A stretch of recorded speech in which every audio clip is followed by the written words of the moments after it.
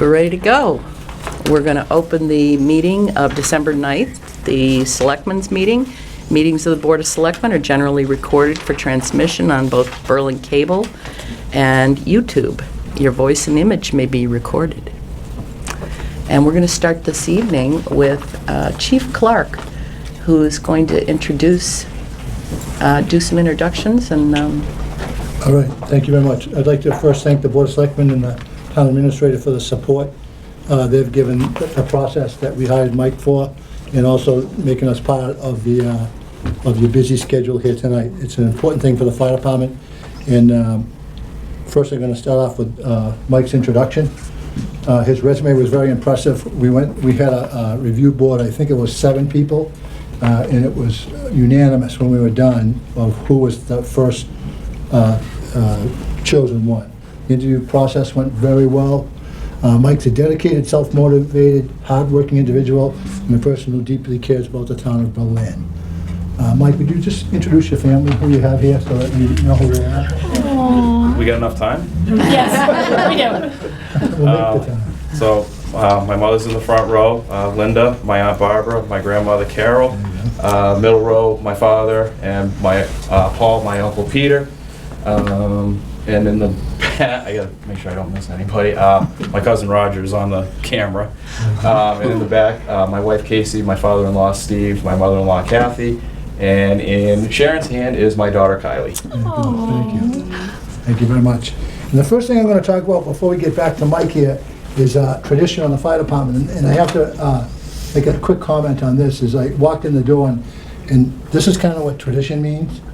There's a little bit, when I see those here, that reminds me that I came from a very positive fire department culture, and those things, simple things like helmets, make a huge difference in your life. Tradition has been a strong part of the American fire service since the time of Ben Franklin. Some might argue that tradition hinders our progress and therefore should be abandoned in favor of a culture that embraces only change. I believe that the fire service needs to embrace changes that provide better and more efficient service while increasing the safety to our public and to ourselves. But I also believe that some traditions, especially those that contain endearing values, are an integral part of who we are as firefighters. Let me explain. Firefighters are much more than a fire department, an organization that solely fights fires when they occur. Whether we like it or not, today's fire service has become the all-hazards emergency team for our community. That is, we provide the primary responses that handle fires, medical emergencies, several rescue disciplines, hazardous materials response, mass casualty incident response, community risk reduction, and severe weather responses. The badge.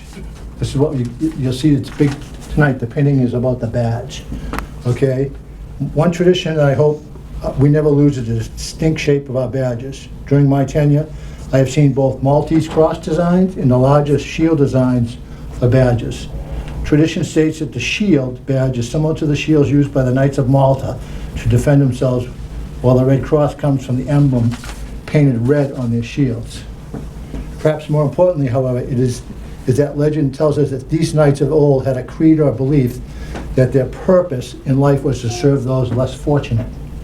They held that service, honor, and integrity, what they may have called gallantry, chivalry, or courage, define the services to others that they performed and we provide today. And one last thing is trust. Okay, this is very important to me. And this isn't aimed at Mike, this is aimed at the whole fire service. Look at where we are as firefighters. We are the only service in the United States authorized to enter a home, business, or property without a search warrant in order to fight a fire and protect the common good of the people.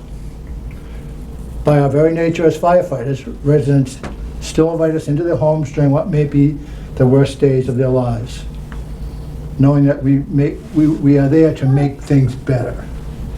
When you put on the badge, the public trust is a tremendous responsibility, one rarely afforded to anyone, including firefighters in other countries. It is any wonder that society decidedly holds us to a higher standard of conduct, and why when one of us fails that public trust through wrongdoing or misbehavior, that all of us suffer from that breach of trust. So every time you pin on your badge, whether it to be worn as a newest firefighter or as a veteran firefighter, officer, or chief reporting to work, remember that trust it represents in the higher code of conduct we collectively must uphold. I, for one, hope that the tradition of the public trust afforded every day in each of us will never be extinguished. Now, Mike, who do you want to do your pinning? My wife. Yeah? There you go. No blood, please. Do you want to tie this one too? Yeah, I'll take it still off. Yeah, tie it. okay. Get her in the picture. There you go.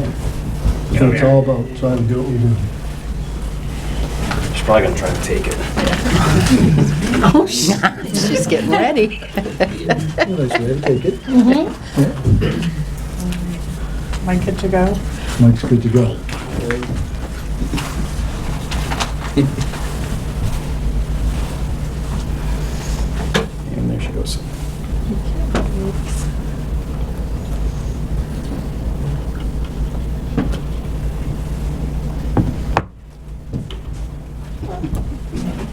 Pretty. Good.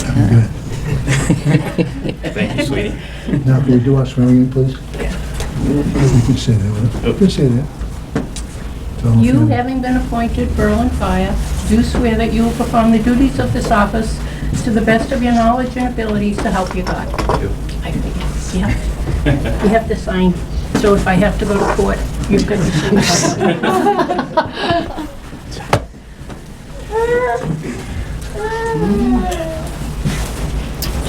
On the bottom. Yep.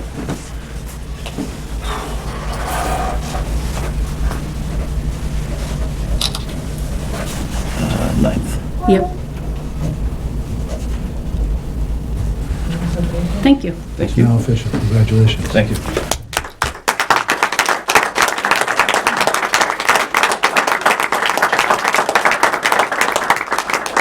When we talked about the service to the community, Mike's first 3 days last week, he was shipped out to training to do car seat training, so that we have a certified, along with someone from the Blues team, to aid the community in making sure all the little tots are, and the car seats are installed properly. So Mike went there, and people can schedule to come in the firehouse, pull one of the envelopes out, put a car in, and Mike can take care of that to help that new family with a new baby or something like that. So that's the kind of, when you talk about you have to bring a lot of services to the community, that's just one of the many. Yep. Thank you, Mike. Thank you. Thank you very much.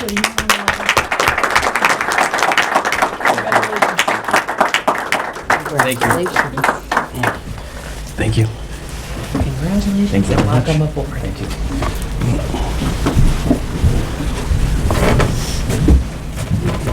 Thank you. You're welcome.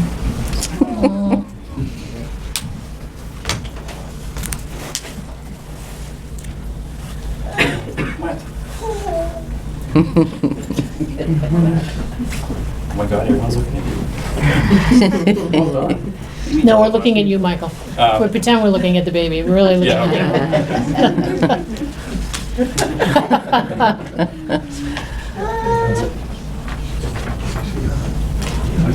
Oh, that was awesome. Yeah. Very nice. Well done. Thank you.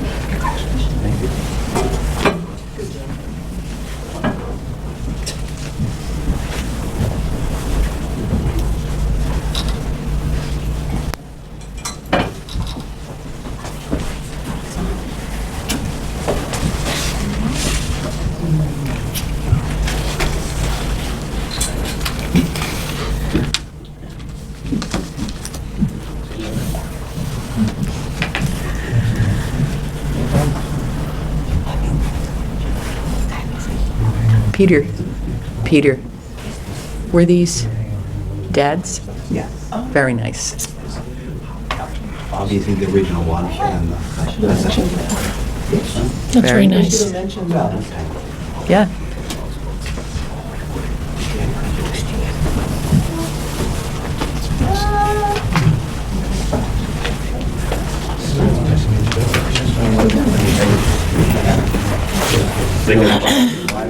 Well, the rest of the night's kind of a letdown.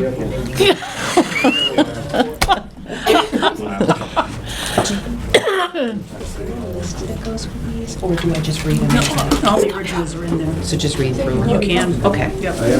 It's literally everybody but one. No, that's just a stack of, that's just random. Wheat. There's all kinds of stuff in there. There's things that are liquor, there's things that are not liquor.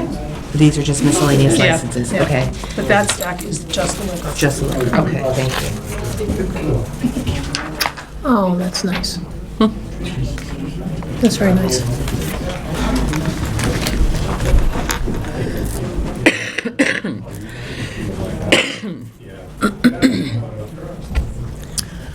All right. I guess we'll move on to the approval of minutes. We've got November 2nd, November 4th, November 12th, and November 18th. Is that correct? Yes. And the 25th.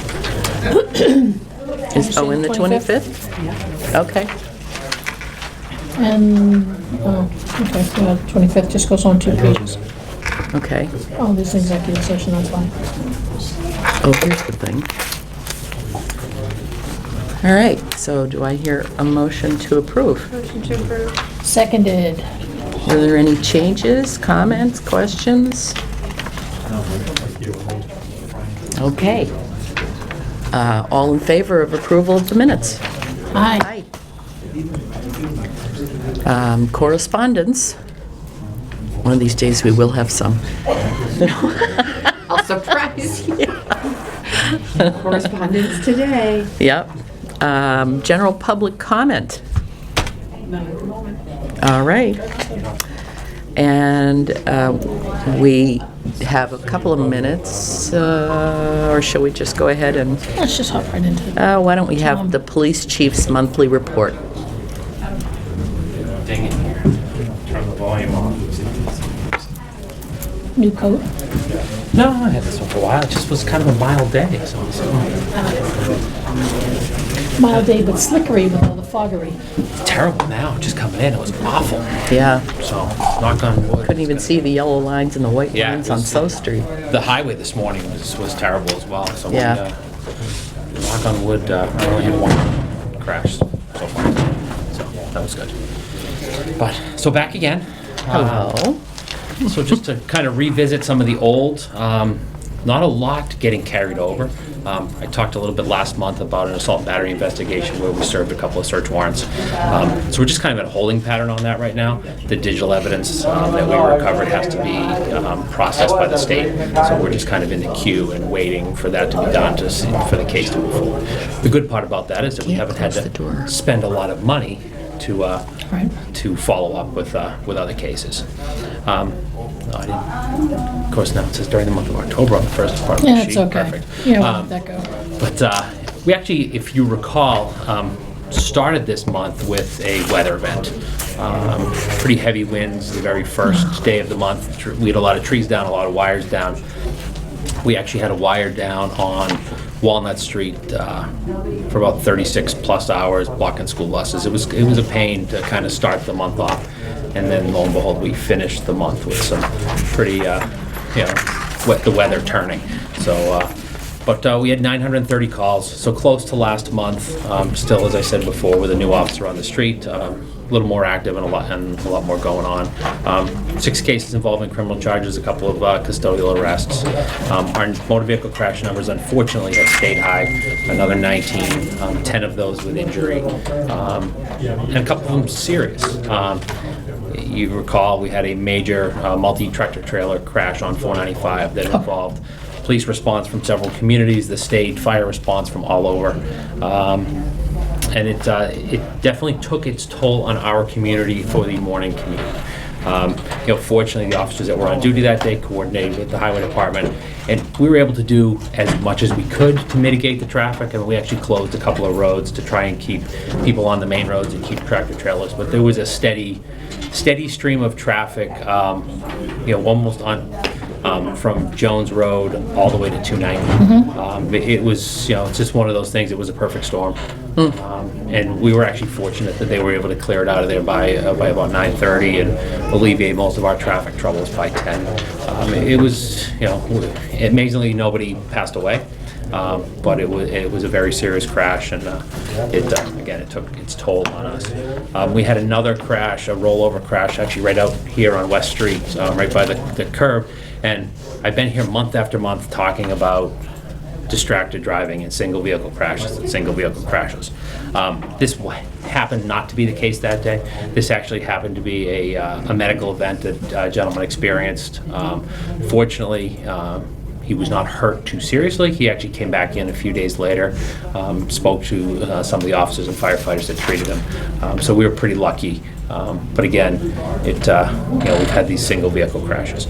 With that in mind, we actually saw some good things happen this month. They actually signed the distracted driving hands-free bill, which I didn't have a lot of faith in that happening anytime soon, so I'm glad I was proven wrong. It's important that we've gotten that done. We're in the 90-day period where we can't begin enforcement. However, we will. In February, begin enforcement, and it's going to be interesting to see what those numbers are and how that transpires to some of the crash numbers we've had. What else have we done? 94 motor vehicle stops to 75 citations. A slight decrease in medical calls. We're down to 36 from 39, 10 of which were those motor vehicle crashes. We also had 2 medical calls this month where we utilized the UTV. They were out on the trail around Gates Pond. So we were able to successfully work with the fire department to bring out the victims with the UTV.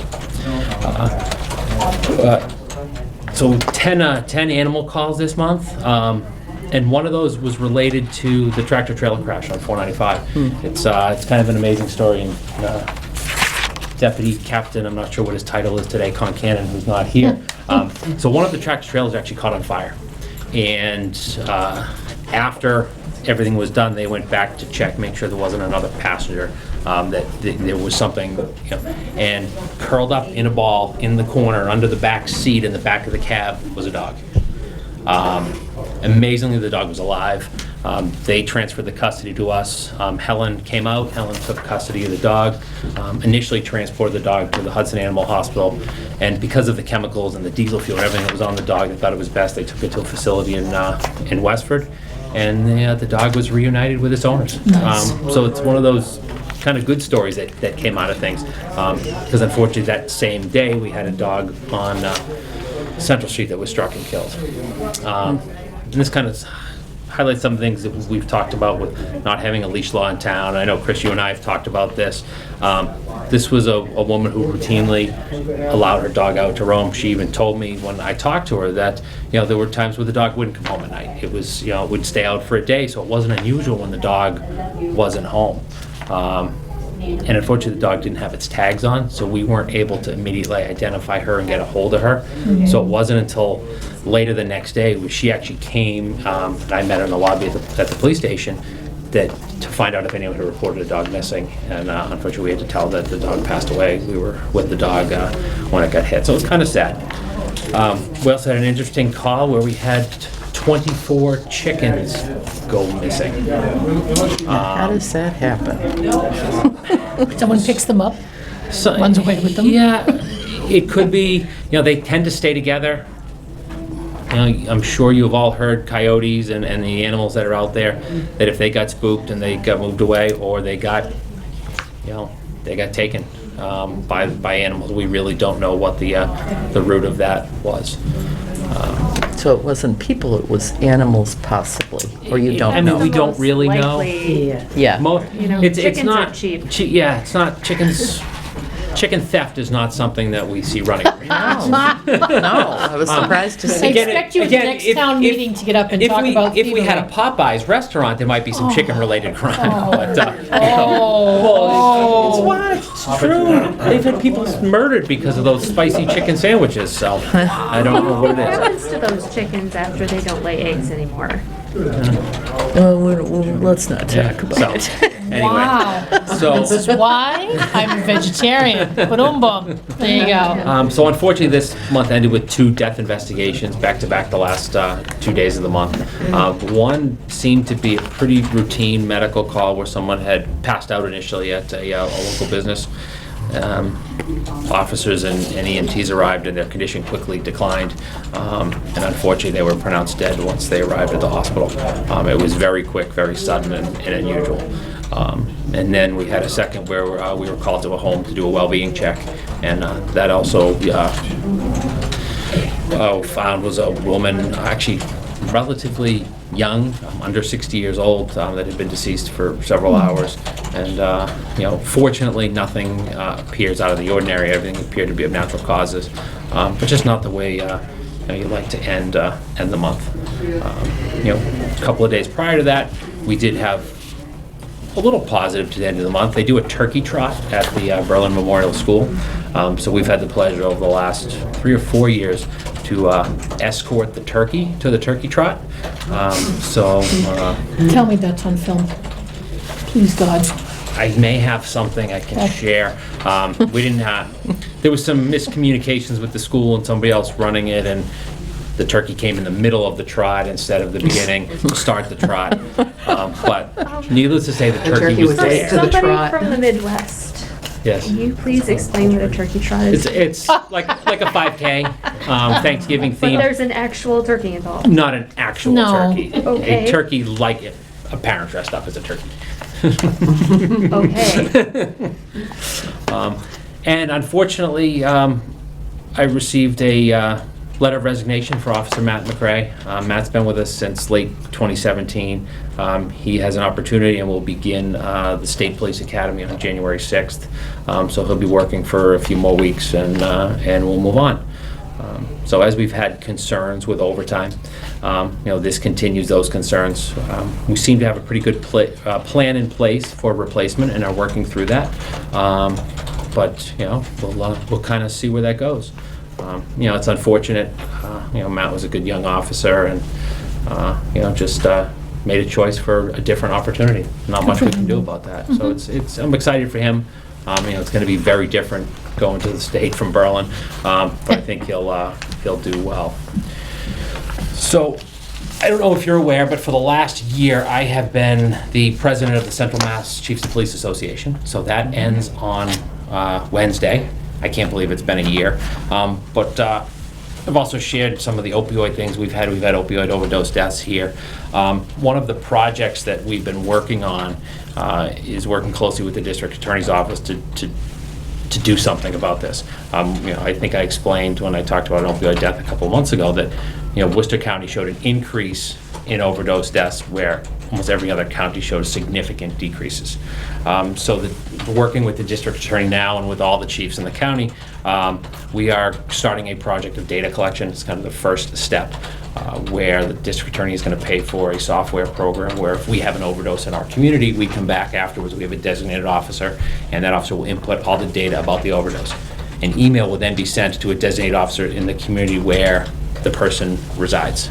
Because what we find here is we don't have a lot of overdoses here in town, but we have had some of our residents overdose multiple times, but in other jurisdictions. So we never find out about it, or if we find out about it, we find out about it a couple of weeks later. We hear it through rumors. We don't actually have confirmation. So this company that created this database, they began using it in Plymouth County. And if you've read anything or seen anything about the opioid epidemic, Plymouth County was probably the almost ground zero and the worst in Massachusetts. And they have seen significant, they had a 27% decrease in opioid overdose deaths last year. And they've seen those numbers consistently over the last 3 years since they've implemented this program. So we're hoping that we're going to start to share data. We have some great programs already working in some areas of the county, but they're operating in silos. So Milford has a great program, but I never find out if one of our residents ends up in Milford. So what our hope is that once we've started to collect this data, that we're going to be able to partner with clinicians within our region. Here we don't have much in the community, but within the region, whether it's through Clinton Hospital or Marlborough Hospital, and actually be able to send an officer to the home after an overdose. So one of our residents happens to be in Worcester and overdoses. We find out they survive. And even if they don't, what we'll do is hopefully within 72 hours be able to send a police officer and a clinician to their home, offer the person services if they're there, but even if they're not there, the family, because they're part of this whole process. So we're hoping we're gonna, over the next 12 months, start to see and make some headway in the epidemic here in Worcester County. What do you attribute to the decrease in Plymouth County or other counties? Is it Narcan? Is it education? Is it- Outreach. So this outreach type program started in Plymouth County. So that's what they do. So they actually, within 72 hours, they pair a clinician and a police officer, and they go to the home. And people are taking help. You know, a lot of people, when something initially happens, they get transported to the hospital. I'm going to be fine, I'm going to be fine, I'm going to be fine. They come back home, they're back into their normal Same routine environment. and same environment. But you go to the home and maybe a family member's there, somebody else is there, somebody that cares about them. People are actually getting help and taking help. And that's all we can hope for. You know, they also saw some staggering numbers from Plymouth County. They had one young woman in her 20s that they have records of overdosing 37 times. And they've only been collecting data for 3 years. So it's sad. You know, I know someone who's overdosed 7 times that's from this area. So, you know, we need to do more, and with the help of the district attorney and the funding from the district attorney, hopefully we're going to be able to make some inroads. Do you plan on doing like any overall community outreach, either to the schools or maybe a special session at night? So we'll see. We're actually have a session, an education session on internet safety coming up at 19 Carter Street in January. In terms of drug, what's hard for us with drug outreach is a lot of that's done through the schools. So we do our DARE program and work with the kids. But a lot of that's because of the age of the kids isn't focused on drugs. It's focused on smoking. It's focused on bullying and decision making. And we lose that connection when they go to Tohoto. So Officer Goulding now is working with the school resource officer from Boylston to try and do more there with the kids there and build through there. I think we're going to see how this internet safety thing forum goes, and if we can turn something and using some of our other partners into a drug forum, it may be a way to go. Okay. So. And Chief Galvin was also a speaker at the senior luncheon. That was December. Oh. That's all right. Well, it was, That's next month. but they were very impressed. We talked about the opioid. We talked about the opioids. Yes. We talked a lot about scams, and great group. Actually, speaking to one gentleman that was there, we were talking about spoofing of telephone numbers, so that you get a scam call and it looks like maybe it's coming from Chris or it's coming from your own home.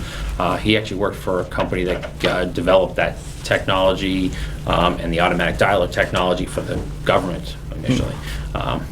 So it was interesting to learn from the group as well. And, Yeah. So, So they had rave reviews for you. so it was good. It was a good day. Yeah. Does each overdose equal one ambulance run, typically? Well, so now, yes. I mean, well, I shouldn't say that, because we don't know about all the overdoses. There are a lot of people that overdose, they have Narcan at home, so we don't know. The ones that we know about do result in an ambulance run. There was a change in the law that it used to be someone could overdose. If we supplied Narcan, they could refuse treatment and refuse going to the hospital. So a change in the law allows us to force them to go to the hospital. Because there's always, with Narcan being administered, there's always the chance of re-overdosing because of the strength of the drug. The Narcan will actually, the effect of the Narcan will wear off before the effect of the heroin or the fentanyl or the carfentanil. So if someone does overdose, they are transported to the hospital. So. That must be quite the cost. It is, but that's, It's human life. yeah, that's minimal compared to the human cost and the human effect. The scary part, and this is one of the things I talk to the seniors about, is we deal with a lot of retail theft. And when you look at a lot of that is related to the opioid epidemic and people looking to get their next fix. They're looking to get Something quick cash. How can they get something? You know, they can steal something, they can get to a pawn shop. They don't even need to go to a pawn shop. They can sell it at a gas station, you know, driving in here, give me $10 for this, you know, for something that's worth 40 or 50. So there's the cost as we look at things. I think an ambulance ride is pretty cheap compared to everything else. The human cost and the cost and what we pay for all the products every day. It just keeps adding up and adding up and adding up. So, you know, we need to make more inroads and do more. And, you know, even with the discussions I had with the seniors, doctors that are still just prescribing opioids. I talked to one woman who 3 of her grandchildren all are suffering from addiction. She said one had an injury knowing that they already were battling addiction and prescribed them an opioid. Yeah. So we as a society have to learn how to deal with pain. Pain's okay. We don't have to make it all go away. So do your officers go through training, like on a yearly basis, to know how to use Narcan and any Yeah, other we do drug? Narcan training, and fortunately Narcan is pretty much the simplest thing. That's the only drug that we administer. Isn't it in every cruiser? Yes. Yep. So we have a kit that goes with every AED defibrillator that includes the Narcan. Glad you have it, sad that you have it. It is, but definitely glad we have it. Thank you very much. All right, well, have a good night. One quick thing. Yeah. Can you quickly outline for drivers what the new hands-free law means for them? Means put your phone down. I think that's the simplest way to do it. It's a 3-tiered fine. The first 2 tiers, the first 2 tickets you would get do not affect your insurance. That was believe it or not, one of the big battles was the surcharge. So it's $100, $250, and then $500 for a fine. But it's the only thing that the law allows for you to utilize a phone for is initially like 1 swipe for an answer. So it's not even you can't even hold it and be on speakerphone. You can have it mounted on your dash to utilize as a GPS, but then there's 1 swipe allowed to actually answer it to answer it in hands-free mode. And you can make a call or you can't make a call? So if you can make a call with voice commands, but you can't pick it up and dial it. So. When is that going into effect? In February, I don't know the exact date. But it will be widely publicized as it rolls out. So you can have it lying on your seat. Can you have it in your lap? Hands-free, As long as- if it's in your lap and you swipe it to answer it, and that's You're good to it, you're fine with that. Okay. All right. I thank you. I think people are going to find it extremely difficult initially. We'll Yeah. see how it goes. I mean, it's already, again, I was in New Hampshire the other day driving, and that person's on their phone, and New Hampshire's already has been one of those states for years, Yeah. so. Well, it's getting caught. It's being stuck in traffic Yeah. and having somebody, a construction worker, walking around. Yeah, Yeah. and there's actually some great pictures of some agencies down south with like a police officer looking like they're on the side of the road to collect money, and it says, "I'm a police officer, put your cell phone down," and they're just pointing the cars out to the other officers down the street, but no one's even paying attention to what the sign says. So, interesting. All right. All right. Thank you. Yes, Stay have a good safe. night. Thank you. We're gonna go right. We're gonna go right into our fire chief finalist interviews. The first interview is with our chief, Ken Clark. Yep, sure. You changed. Where's the snappy coat you tight? It's not me. So we have some questions for you this evening. And should we might as well just roll it right out? Yep. All right. So I got the first one. Ready? Tell us how you define success. It's a 2-parter. That's part 1. Success. Well, I think it's being comfortable with what you're working at, if you're talking about a job. Being humble about it. And I think another part of success is that if you're a leader, that you treat the people under you with respect, and hopefully that you could mentor somebody to take over for you someday is a good part of success. You're comfortable enough in your skin where you can really train someone to take your place someday.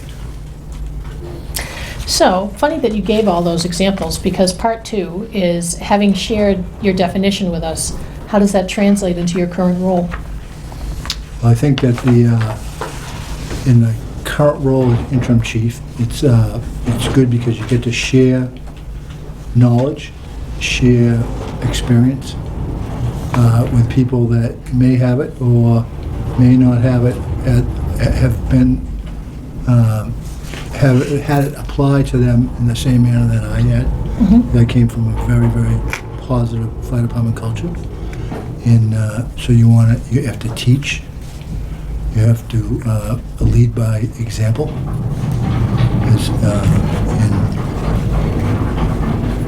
And every day, you got to come through the door to meet the challenges. Okay. Thank you. Okay, Lisa? The position fire chief has been very politically charged in Berlin for decades. As chief, how would you work to change this narrative both internally and externally in order to provide a more positive culture and environment for your department? Well, I think internally, it's important in some of the examples that I shared with Peg lead into what your question is. You got to get an experience. You got to have come through and be prepared every day. When I first came here, I saw a culture that needed some help. I mean, it wasn't. I don't think it was really bad, but it needed some adjustment, needed some help. I noticed right away that there was a really great core of people here, and so on some of them, it's like you're like talking to the choir, so to speak. They want to be led, and it just needed some structure, positive structure, and then the people. Most firefighters, in my experience, enjoy structure. A lot of positive personalities, A+ personalities. It's challenging some days with them, but if you can harness that, you get the people who are firefighters. There's nothing that you can't do with. There's not a mountain you can't climb, not a job you can't finish. If you just bring them in the right direction. If you could repeat the second part of the question again, please. Externally. Externally. How would you make that change externally? I think How would you help the externally- community to? Yep, exactly. And there's a lot of different things you can do in the community. I heard some talk from Chief Galvin before about the seniors. That's one critical part of the fire department involvement with the seniors. And we got some plans for them down the road that hope comes to fruition, working with them in positive ways. We've also, with Holly, worked to on a replacement for batteries on CO detectors and smoke detectors. There hasn't been a lot yet, but I think we're getting into the season where that will increase. Community engagement, 2 weeks ago, the deputy left. 2 weeks ago, we had a class from the kindergarten of the school walk down, and I've done hundreds of those in my career as part when I was fire mention, and I said, I got it, and we brought them through the station, and we did the safety talk, had one of the firefighters put on the gear. This is what I try to lead that on is this is what we look like when you see us in your home. This is what when we see us on the street, it may be a medical call, but we look different during a fire emergency, and we sound different, but we're still going to be your friends. So it's like, we got some good feedback from the school on that. But I think it's reaching out to the whole community. As part of the FY21 budget, one of the things I'm going to be working with Margaret on is to do some community CPR. They don't run any, there's a ton of professionals here, and for many, many years, where I came from, I set up with my instructors to run one a month. 1 month there'll be professional research, and the next month is like the citizen CPR. So it's good to get the citizens, and if you have a defib at the senior center or here or whatever, and someone goes down, it's good to start that early CPR, then get your defib right on somebody, and you have the highest possible return on investment on saving somebody. So it's an important thing for the community. And I think you get your people, have them involved and have buy-in so that it's their community. Berlin, even if someone that works here lives just over the line into Clinton or lives just over the line into Boylston, Berlin's still gonna be the community that they wanna perform for and make it a better place for the citizens. So they gotta come to work and enjoy their work, and that's one of my jobs, is to make sure they have a positive work environment. And it's like they move forward, and it's like a positive work environment goes immediately to the street with the way that you talk to and act with patients, with the general public. It's something as simple as coming in, can I get some directions? I mean, it has to always be positive. And if the phone, and my thing is, if the phone rings asking for help, they've probably thought about it a long time, tried to do it themselves, and if they're calling here for help, we're kind of like the last stop, is just go and do what we can to help them.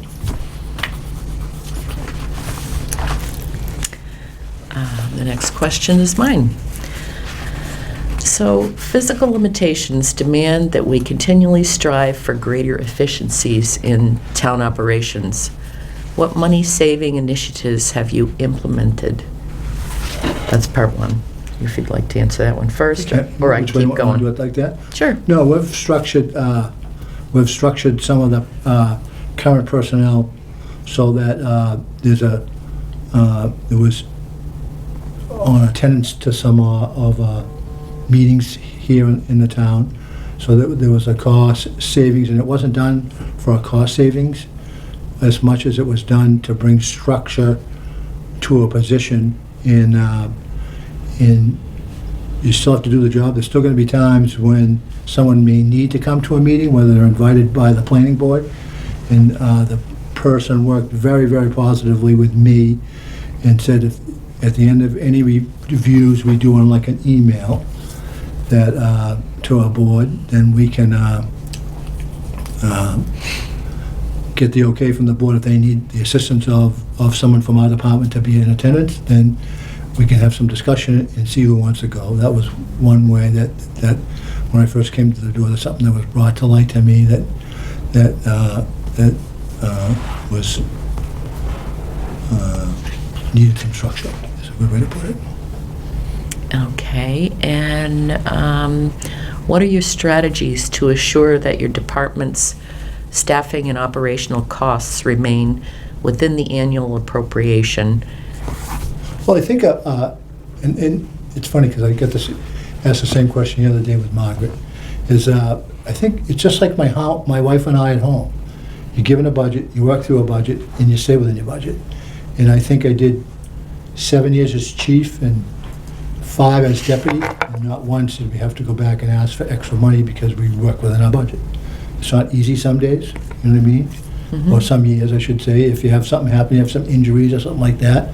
But you just develop a sound strategic plan to take care of the issue that you're dealing with and stay within your budget.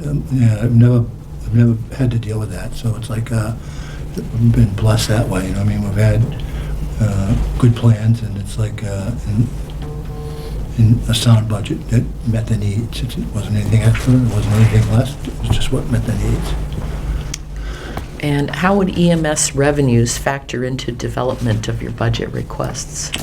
Well, I think it all depends. I think each community, this is my third community I've been to, and each one had a different strategy on how to utilize EMS money. Mm-hmm. I really haven't got into the nitty-gritty of it here with June and Margaret yet, you know what I mean? So it's like, so I'm not really sure how they do it yet. It's still a little bit of a question in my mind.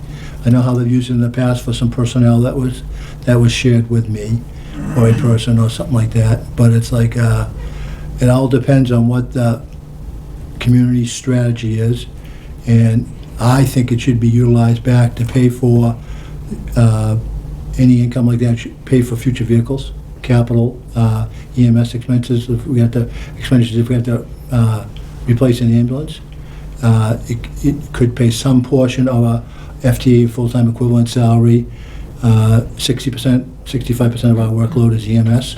So you could look at it like that and say, 65 of this can come out of EMS, and the rest of it could come out of the general budget, however you wanted to look at it. So there's a lot of strategy, and I just haven't had enough experience here, to be honest with you. And the ball's kind of just getting rolling on that now, so I'll have some experience with that soon. Okay. Peg? You talked a little bit about this earlier, but how do you motivate people to do their job when they may come in late, they're rude to people when they're on their job, or they just don't pull their own weight in the department? Well, I think that if there's if it's organizational wide, I think you have to address it as to the whole organization. But if there's only individuals, you don't drag a whole organization down if one or two individuals treat the community like that. I've been blessed to work with a community of 3 communities now, almost 46 years, and I look at it, and what I try to tell people is treat them like your aunt or your uncle or your mother or your sister or your brother. Give them the same respect that you would show them. And it's like a lot of times we're interacting with people on their worst days. That doesn't matter. You know what I mean? Even if they might not be cooperative, but we have to make the best of that, and it's always got to be a cooperative and positive interface with those individuals, and sometimes it's not easy, but I think if you work at it and you have if you address it in the right way, especially now we run into a lot of mental health type issues on the street now. It's like, how you deal with the people, whether it goes easy or you can go on down the hard road or go down the easy road very quickly. So it's like, I think if you give them the ability to trust you and treat them with respect, that the high majority of them walk the easy road with you. Okay, thanks. I have another question. Okay. Without using names, please provide an example of a serious personnel situation that you've had to address, and how did you handle the situation? What was the outcome? And looking back, would you have handled it any differently? I can answer the question right now is no. And it's like, as I had a great person, great firefighter, got promoted to lieutenant, it still to this day kind of haunts me because he's such a good person, but didn't lack the ability to be a really clear leader. And when you have someone that's a leader, there can't be any questions. And if I don't need informal leaders coming up with a lieutenant, and he turns out to be the tail that tail that wagged the dog. You know what I mean? It goes in reverse. I need him to be strong. And we spent almost 2 years working, the deputy and myself, to work with this person and to get better at this, get better at that, constantly, almost every shift that he was there, a little bit, you know what I mean?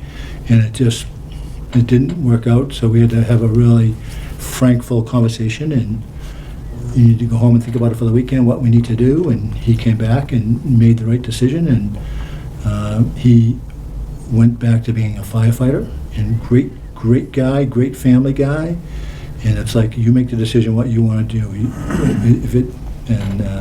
He chose the easy road to do it, and it's like, it's one of the things that every time I see him, drives by my house all the time, I think about it every time, but it's like, it's one of the jobs that when you're in the corner office, so to speak, you need to make those to make the fire department better, and it was very challenging personally inside, you know what I mean? Yeah. But it was like, it needed to be done. Okay.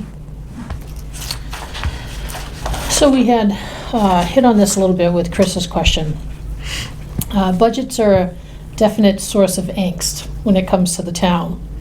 How do you convince the town voters to approve large capital items like new trucks, more equipment, and what can you do to convince the town that it's a need, it's not just something shiny and new, or it's something that the town doesn't need, and how do you talk to them about the research you've done and options that you have before asking for tens of thousands of dollars? Well, I think it's a process.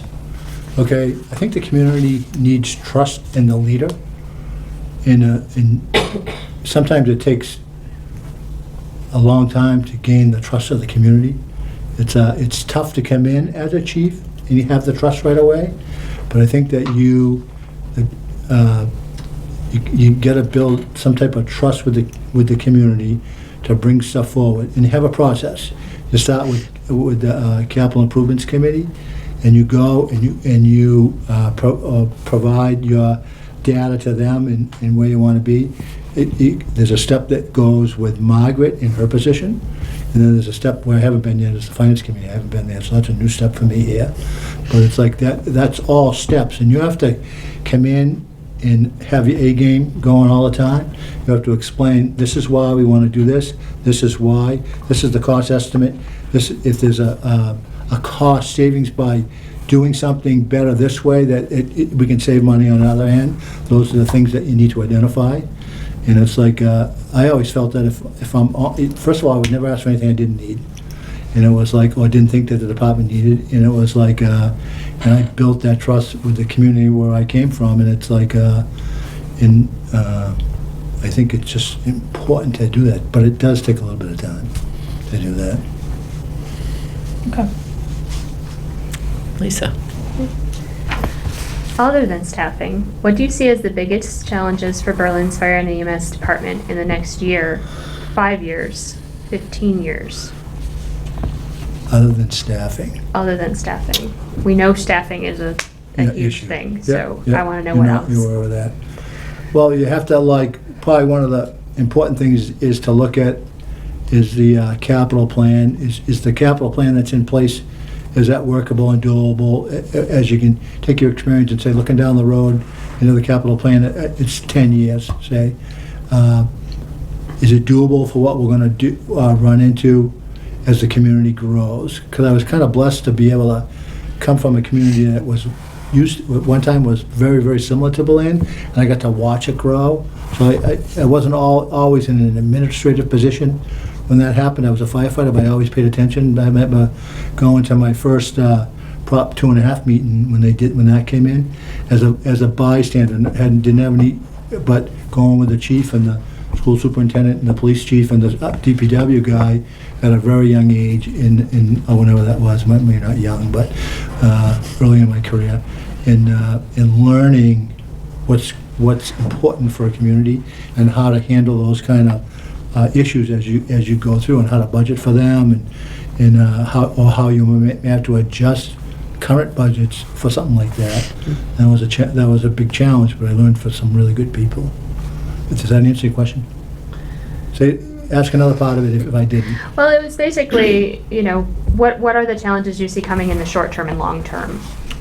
The short term community. is probably, it's not only staffing when you call about like career personnel, but the biggest one is the call staffing, and that's kind of like rounded the corner a little bit later now since I've been here the last month or so, because we have like 4 or 5 applications in the last month for the call department. So there's like I guess there's an upturn. They said that wasn't the way that it has been, talking to the deputy and other people like that. So there's a little bit of an upturn that's getting some positive word out maybe somehow that way. And people saying, go apply, join it. It's a lengthy process to do it. You just don't come in and get interviewed and then start tomorrow. Got to get a bunch of training in, but it's like, that's it. And I think one of the other things that is big to me is the training. You got to train, you got to train some more, because it's like, they're going to be, the challenges they're going to face are going to be different with the apartments down there, the high rises, and getting equipment and manpower into those during an emergency. And so there's going to be a lot of training for that. And I think 15 years is a lot you're going to see, and hopefully maybe, but I saw it where I came from. It's like, there's so many wide open spaces of land here that someone will scoop. The family will someday say, I'm going to go to Florida and sell it and go to Florida and be subdivisions. And I see a lot of similar ones here that I grew up with that we used to hunt and fish on, and now they're all houses, you know what I mean? So it's like, I hope you guys don't see it the way we did, because I hope not. But that's going to be a challenge when all those get built up. There's going to be extra cars on the road. You have more motor vehicle accidents here than I've ever seen any place for a small community. So it's like, there's going to be even throw that many more cars on the road, and just the general infrastructure of the town is like, hopefully it's ready, tell the DPW, everybody is ready to meet that challenge when it changes. I think that's gonna be the biggest one, looking down the road. There's a lot of open space here that's really nice. And I know the builders are gonna be like at your doorstep knocking, probably sooner than later. Get Walter after them, that'd be good. So that's the end of our questions. Do you have anything else you'd like to add, or? I would like to say just thank you for the acceptance that you have shown me since in the short time that I've been here, and the community of Berlin's been awesome to me. Everywhere I go, people say hi and stop and chat, and it's like I met someone's grandmother and someone's mother one day going through, and I'm like, it reminds me just like where I come from, you know what I mean? And I enjoy that part of the job, you know what I mean? I said, oh yeah, really? And it's like, actually, one of the ones was Mike's mother, who was sitting up front here, and she introduced herself one day at the foot of the stairs when I was coming up here for something. So it was like, nope, love the community. It's great community, and it's like, I think you guys do a really good job. Work hard at it.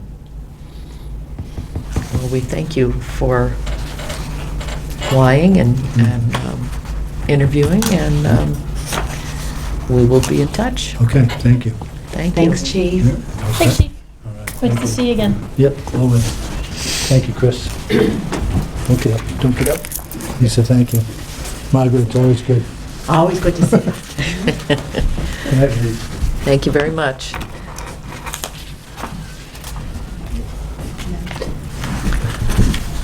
right. You ready? So the board's next applicant is Jeffrey LeBlanc. Hey, good luck. And they know each other. It's gonna be a very small community where they all run into each other. Yes, come on in. Jeffrey? Yes. Hi. Hello. How are you? Margaret. Do you go by Margaret or Peg? Peg, thank you. Chris. I'm Chris. That's right. It's nice to meet you. We heard on the phone. Yes. And Lisa. And I'm the other Margaret. Your other Margaret. Yes, we met. The better Margaret. Yeah, this is fine. Sit down here, and All right. we have a few questions for you. All right. And I think we'll just go right into it. All right, so, it's a two-part question for you. Okay. All right, first part, tell us how you define success. How I define success. I define success is the ability to use my knowledge, my experience, and then to expand upon the successes, challenges, and opportunities that they've had here in Berlin. That's how I would define success in my words. So, now having shared that definition, how does that translate into your current role? As not a member of Berlin at the moment, or in my current No, in role? in your current role. So how, I mean, you told us what success is, so how would you show us that you've been successful? Oh, well, one of them, as we know, there's always a lot of competing needs for financial. And in my department, one of the things I've been able to do is find a lot of outside sources for funding. And through that, I've been the primary writer as well as grant administrator for several grants that have not only purchased new self-contained breathing apparatus, personal protective equipment, but also a frontline fire engine at well over $500,000. So that's a way that I used my expertise in administration and my education and experience to bring in outside funding. Excellent, thank you. Okay, Lisa. The position of fire chief has been very politically charged in Berlin for decades. As chief, how would you work to change this narrative both internally and externally in order to provide a more positive culture and environment for your department? I think the best way there is, I think the communication amongst people is probably going to be the key. And understanding people's needs and interests, and within the department, one of the ways that I've found that has worked quite well is meeting with every member of the department individually. Find out what their strengths are, what their weaknesses are, what motivates them to come to work every day. And then how we can make them more productive and more, self-empower them and give them some ownership. Outside, I think forming strategic alliances, whether it's with mutual aid partners or other department heads within the town, and then moving forward there in a proactive way. I think we can mitigate a lot of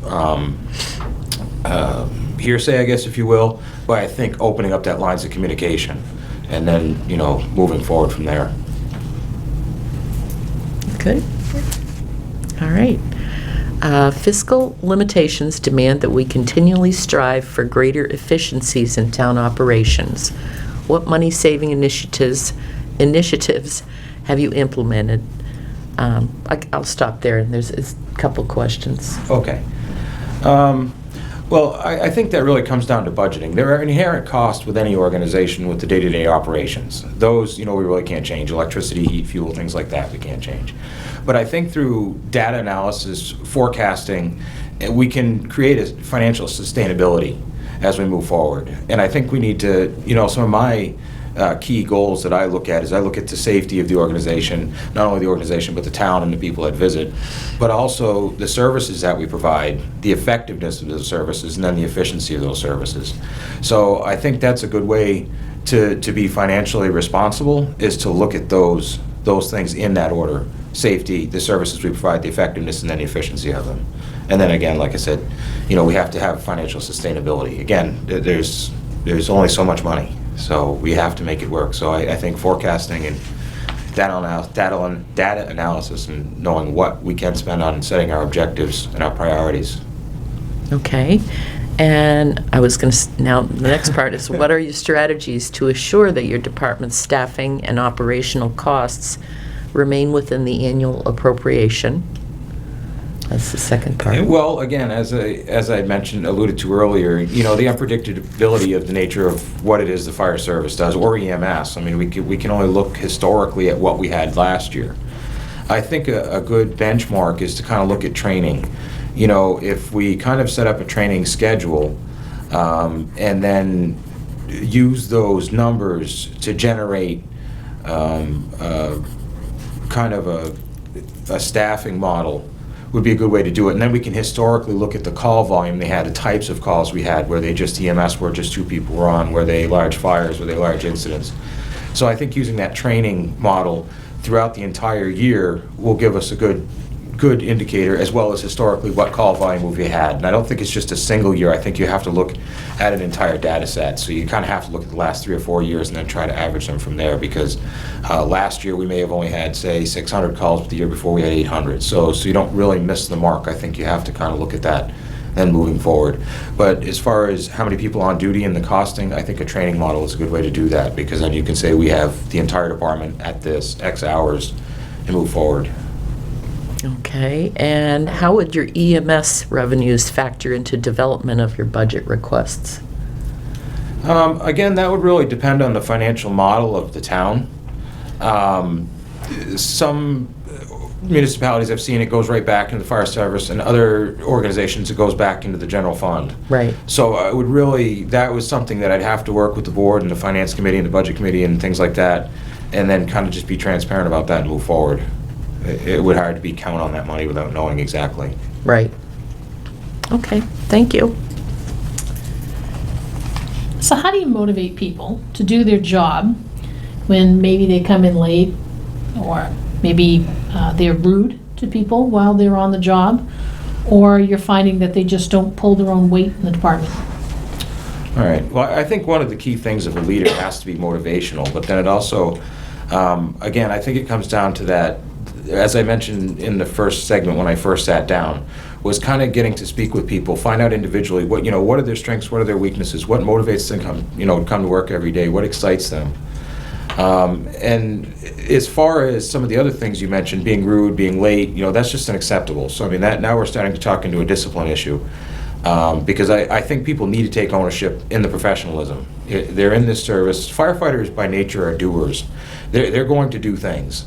They're not going to mitigate things through the windshield of a fire truck or out of the ambulance. They're going to do stuff. But I think it really comes down to the leadership that they have. And I think you have to set that example as a leader. And then have that expectation, make people accountable for their actions. And then again, like I said, find out, what motivates them, and then, get them motivated to go in the right direction. So we're all on the same page. I think the fire service, or the fire department they have to be one unit. They have to work together. There's no this person or that person. They really need to be on the same page. And we're here for the town. We're here for the people. We're here for the community. We're here for the visitors. And so I think it comes down to leadership. Thank you. Okay. Without using names, please provide an example of a serious personnel situation you've had to address. How did you handle the situation, and what was the outcome? Looking back, would you have handled it any differently? Okay. Without using names, in the fire service, a lot of times you become a mentor, internships, or for students. And in my department, one of the thing that we do that we enjoy is having students. However, there are policies and procedures that do govern those students being at the fire station based on town policy as well as fire department guidelines. And in this case, I come back from a call, and it was around 2200 or 10 o'clock. Riders were not supposed to be in the fire station. There were supposed to be no visitors after 9 o'clock. And there was, I guess we'll just say that there was a male and a female that were down in the apparatus bay. It was after hours. There were not supposed to be any visitors. So at that point, I asked the member of the department to please escort the student out of the building safely and make sure they get to their vehicle. And I asked if I could speak to them in my office.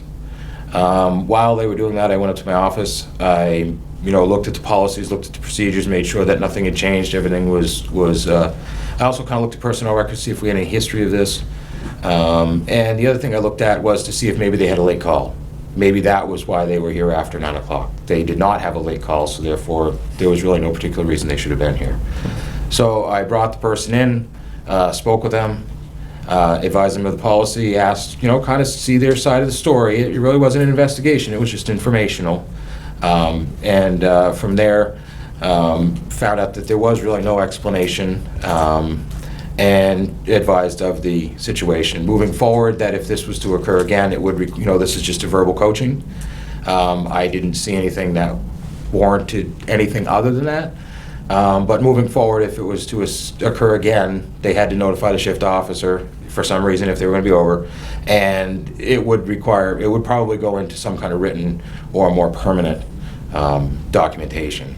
I did follow up several weeks later, and I also set up a training for all of the shift officers just to make sure that we review the policy, not to talk about this incident, but just to review the policies that no riders were beyond 9 o'clock. In the general public, and that was for the safety of the department members that were on staff as well as the general public. So that's kind of how we handled it. And then several weeks later, just followed up, and it didn't occur again. So that was good. But we did. I did take care of it. So it did need to be taken care of. It could have been. And you didn't feel as though you felt as though you handled it properly. I do. I did. I did run this by the chief. That what had happened. Again, this was 10 o'clock at night. At that point, there wasn't a time that it required calling the chief at 10:30, 11 o'clock at night. But I did talk to him the next day about what had happened, what I did. He agreed with my assessment, and then again, just the follow up of just training all the shifts officers. Not so much training them, but just kind of re-going over the policies and procedures. Yeah. So. Yeah, Okay. I feel I did the right thing, and it kind of it brought light to things. So. Yeah. All right, thanks. So it's a part one question it's not on the sheet, but it's, how Okay. big is Plainfield, size-wise, community-wise? 52 square miles? Do you mean land-wise? Population. Oh, populations? Well, it depends, because for the most part, I guess if you want to say there's 4,000 households. Okay, so it's tiny. Yes. Okay. And then the population increases because we have a lot of seasonal and secondary, and we also have a private school which brings in several hundred students from around the world, so the population kind of fluctuates. Well, the reason that I was getting to it is that budgets can definitely be a source of angst when it comes to a town of any size, but especially a smaller town. So how do you convince the town voters to approve large capital items like a new truck, more equipment? How do you convince them that it's truly a need? It's not just something, hey, look, we need a new truck. Right. Or it's something that the town doesn't need. So share with us what you do, for research, for options to present to the town before you stand up and ask for tens of thousands of dollars. Well, and that's a good point, and it really is. Because really, the fire department, we serve it to the taxpayer. I mean, the town peoples, that's what we're there for. And I think it really comes down to researching, is there a need for this? Does it meet with the services that we provide? And I had mentioned earlier, as one of my 4 things that I do is the services we provide. So for instance, if we're not in the high-angle technical rescue business, then it wouldn't make much sense to try to push for high-angle rescue technical equipment. So looking at the call volume, I think that's part of it. I also think looking at like I said, there's competing needs throughout the town. So I think we need to look at our operational objectives and what are we here for? What are the services we provide? And then how's the best way and safest way to do that? So I think we have to the way I look at it is you need to put together a justification package as to why we're doing it, and then make it, why we're doing this.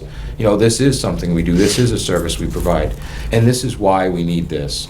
And, I think pictures go a long way, inviting the general public in to see, like say if we're going for a new station, well, these are the things we're running into, these are the health issues, these are the not violations, but these are the things that we're running into, this is the space restrictions, these are the things that will bring us into compliance. And then just put together those justification packages. I think just standing up there and kind of pounding your fist on the thing I don't think it's fair to the townspeople, and it's really not fair to the department or the select board or the finance committee. So I think you really need to put together those justification packages, but you need to do your research. Is it a service we provide? Will it make us more effective in those services, and will it make us more efficient in those services and safer? Okay, thank you. Oh, thank you. Okay. Okay, other than staffing, what do you see as the biggest challenges for Berlin's Fire and EMS department in the next year, 5 years, 15 years? All right. Other than staffing? Other than staffing, because I think Yeah, I was gonna say, everybody knows staffing everybody is knows a thing, staffing. so. I think as one of the things that in doing my research of Berlin, I found that it's grown quite rapidly. I mean, there's a lot of infrastructure that's kind of going in and happening, and it's kind of happening quite quickly, I guess, if you will. We'd like to think that you had a store, and then maybe in 35 years, maybe another store will go in, but that's really not what's happening. You're starting to have housing developments, elderly facilities, things like that are going in. So I think one of the biggest challenges is going to be maintaining, and I don't want to say so much the staffing, but the training of the staffing. And then how do we manage the resources that we have so we can still meet the objectives of keeping safety within the town. So I think keeping up with the training, you said 1 year, 5 years, 10 years. I think the first thing that I would probably look at is that we looked at in Berlin that we do have kind of a call staff at varying levels. I think there's a lot of opportunity. I think there's a lot of untapped talent here in town. That I think if we can probably look at the first year is our objective will be, let's just try to get everybody to this level, whatever that level may be, whatever our benchmark may be. Let's get everybody to get to the Fire 1 level or the Fire 2 level or whatever that may be. Again, that would become a needs analysis. I'd have to really look at, where is the department, how did it get here and why. But that would be my first 1 year. And then the 5 year would be going, okay, how do we move forward in keeping that staffing level? And I'm not talking about staffing or adding personnel. What I'm talking about is how do we maintain that every truck or ambulance that rolls out the door has this benchmark? And then how do we move forward? So I think training is probably going to be the other one, is going to be that piece that I'm going to look at. So the first year, how do we get everybody to this level? 5 year, our benchmark will be this. And then, moving forward at 10 years, whenever someone calls 911 in this town, they can expect this is what I'm going to get. I'm going to get trained professionals who are going to provide the best customer service and represent the town in the best way they can. So I think those are the steps that I'd be striving for. It's not going to happen overnight. It's a journey, and I'm welcome to take it, but it's going to be a bit of a journey. Well, that is the end of our ding. Ding! I'm Your done. time is up. There you go. That's the That was end of our perfect. questions. That's right. That is my I daughter couldn't with have done her that better if chronic I tried. texting from college, so yes. All right. So is there anything else you'd like to share or Questions? or questions for us, or? I do not. I would like to say that I'm very appreciative and very excited to be here. I see a lot of opportunity here in Berlin, and I think the cornerstone of any healthy organization is engagement of the people, and I've met a lot of great people along the way in this journey. So that's kind of where I'm coming from, and I definitely feel that my expertise in administration, program development, as well as organizational development, I think could add a lot of value to the town of Berlin. So with that, I will let you continue on with your meeting, and thank you, folks. So I guess if that's... I thank you very much. All right. Thank you very much for coming. Peg, I'll remember that. And you pronounced Berlin correctly, too. So Yes. well done. Impressive. Well Thank you done. very much, Chris. And Lisa, nice to see you. And Margaret again. Thank you for coming. Thank you very much. Thank you for that. Thank you.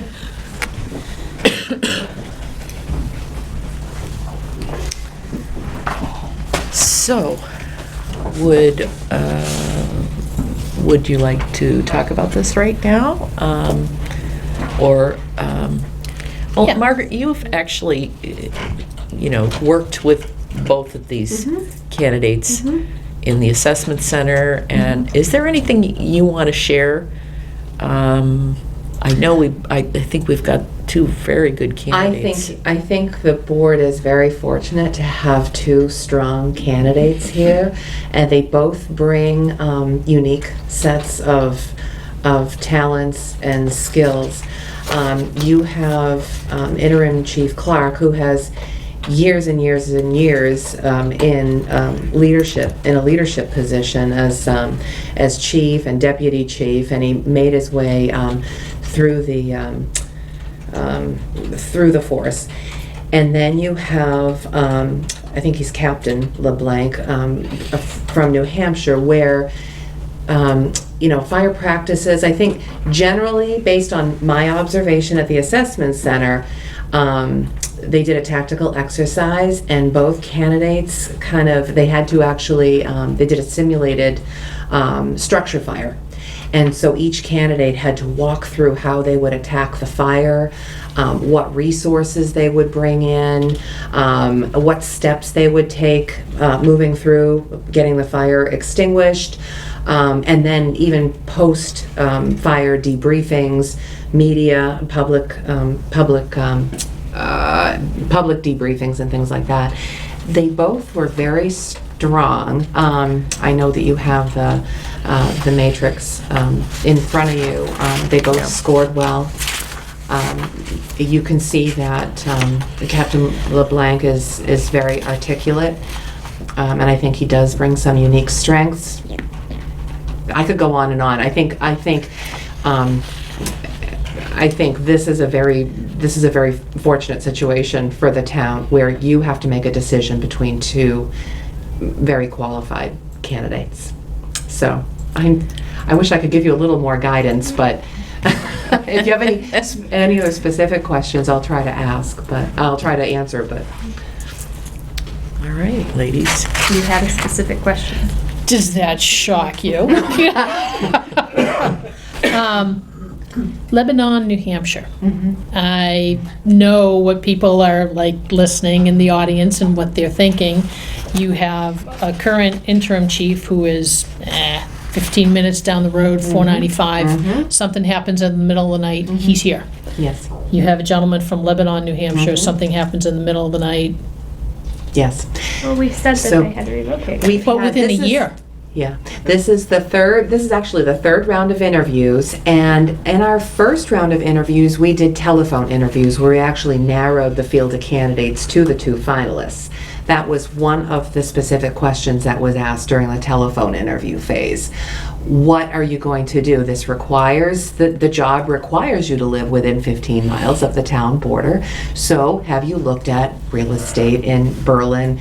And the answer was a definitive, I would move to Berlin. He answered that he would move here. He would have to sell his house, but he would be coming here. So he would not be commuting from Lebanon, New Hampshire. Okay. I think that would be impossible. That's like It's- 100 30 miles or something, Yeah. isn't it? I looked, it's really Really? far. It is far, but you know, I mean, you know that that's the concern, is that you need to have a Absolutely. chief, that you need to ingrain them in the community Right. to understand the needs of the community, and if you're schlepping back and forth, you're missing a giant piece of that community. Mm-hmm. Yeah, but it's not even, it's not. No, it's not even doable. No, that's not doable. And the answer was that, I think actually the answers from all candidates that day were that they would move, if not to Berlin, to the Berlin area. Okay. Okay. Did you Thanks, get the Marcus. impression of how long he might be till he moves? Did you get an impression? The job description actually gives a year. specific Right. timeline, Right. so it would be Did within. he give an impression? I got, Chris, you sat in on the call with me. I got the impression that he would be looking right away. Yeah. But it's really hard to know. You know, I don't know, it depends on his whole situation, I suppose. You have to be here to do the job Yep. every day, and that is really difficult from 130 miles away. I can't imagine that you would not do that as quickly as Mhm. humanly possible. Right. You can't commute that on a daily basis. That's insane. So, is there any other questions or comments, or do we need to think about it? Do we want Well, to you wanna continue? Finish the agenda and then, Circle Sure, back. we can. Just don't let me forget. I don't think you're gonna forget, I think I almost forgot last time. really. Oh, okay. Bless you, So we'll bless you. move on then to the town administrator report. Okay. I'm going to pick a few things as I usually do. The HR consultant, the deadline for submitting quotes in the second round in the request for quotes was for December 6th. I think that was Friday.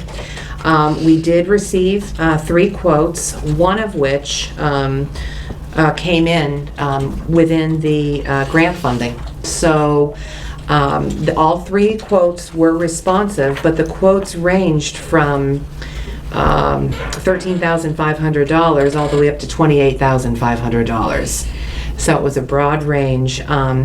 The vendor who submitted the quote for $13,500 is Massachusetts-based, which is a good thing, and has done this for many different communities.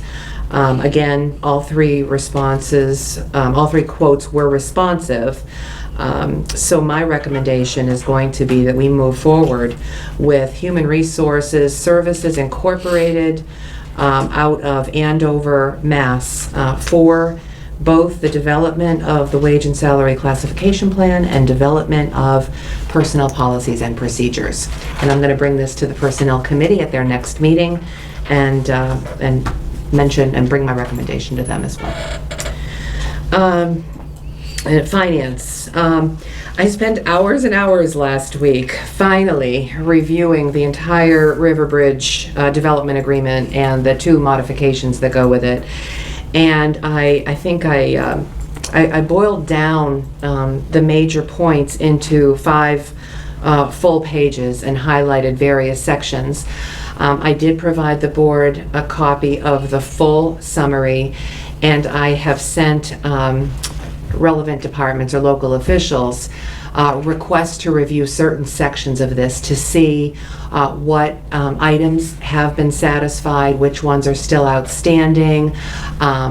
We do know now that the development agreement calls for the 150,000 square foot threshold of certificates of occupancy. We are now at just over 105,000 square foot. So there's no question that that first building, the first residential building, is going to put us to the 150,000 square foot mark. But we have a lot of other important items in that development agreement to address. Traffic mitigation, public safety, including ambulance, EMS. We have, I'm trying to think, there are just a number of things, but I'm trying to round up everybody and get everyone in the loop so we can find out where we're at and what's left to do. Do you think maybe this is something we should add to an agenda at some point? Maybe we could talk about the entire, well, we could talk about the summary anyway. I've summarized all Right. the major points, so we can kind of walk through that. Maybe either your next meeting or your first meeting in January, we should have feedback from everybody and kind of have a better sense of where we're at. Okay. Okay. Procurement contracts and agreements, library septic. We have received an email back from DEP offering to hold a pre-application assistance meeting on site here, which is going to be helpful. So I'm going to come up with a few dates. So our group, Board of Health, Library, myself, Chris, and Evan Carloni, the volunteer designer, can meet with DEP and talk about these options. Last week, I'm going to get into finance when we talk. I'm going to give financial updates when we get into the FY21 capital and budget process. Last week, we hosted an OSHA informational workshop for all departments, boards, and committees. We had 24 in attendance, which was pretty decent for the middle of the day. Unfortunately, we could not televise it, and that was a decision of the presenter himself, not of our wonderful cable committee. So that was conducted on Thursday, December 5th by Steve Daigle of the Mass Division of Local Standards, and I think it was a really good introduction to what public sector employers are now responsible for with regard to OSHA regulations. And also, it kind of, we had a lot of employees in attendance. I think almost the entire highway crew was there. We had some police there. Fire was the only one there because they were responding to an accident on 495, so we shared materials. But it was a really good introduction for employees to understanding safety measures that they should take.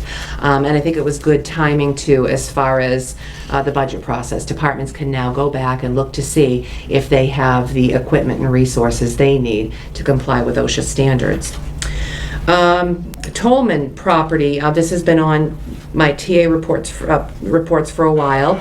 We have received I don't know what we called it, some sort of access grant letter signed by Mr. Tolman to allow us to enter onto the property on Walnut Street to conduct brownfields assessments. So I'm going to now work with CMRPC and get going on some, hopefully, an application to get us some funding to get engineering assessments done on the property. Housing Choice Grant application. We have not been given formal notice of a grant award yet, but we are apparently an awardee of a Housing Choice Grant, and the application that was submitted was for reconstruction of the 23 Linden parking lot. So that the award letters were supposedly mailed by Saturday. We should be getting one any day now, and I guess we'll find out what we get.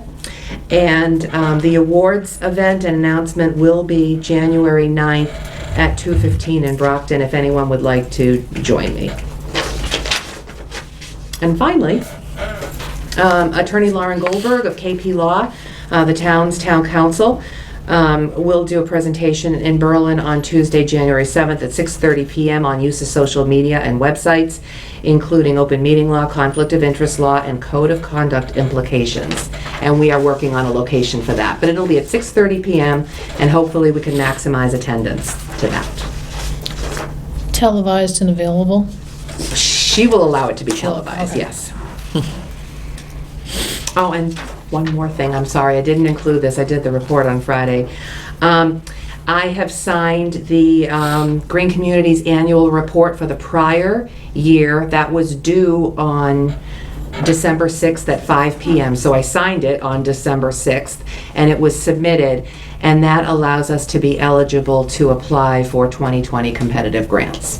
Good. And that's it. Though most communities do that every other year, just for an awareness. The competitive grants? Yeah, they do, because it takes so long. You have to have the previous stuff done, so we would have to have the things we got the grant for this year done before you can actually apply for the next round. Did we apply, not last year, but the year before? We did not. Okay. We were finishing up So we had 2 years where we did not. Yes, because Yeah. the Guardian stuff for Yeah. the building controls The was issues. an issue.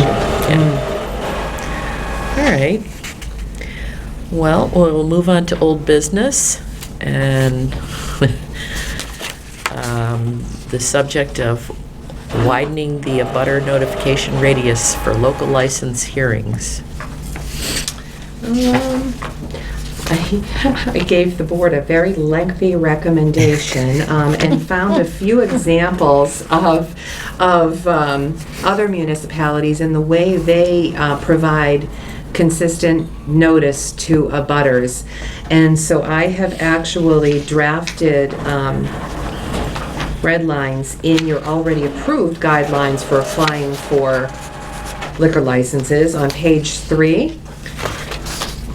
I've marked up section C to change it to a recommended notification to all abutters within 500 feet through a certificate of mailing. That's different than a certified mailing, so it's less expensive, but it's a form that actually has to be paid for at the office to certify that, you know, that so many pieces have been mailed out to abutters and that they've returned to us.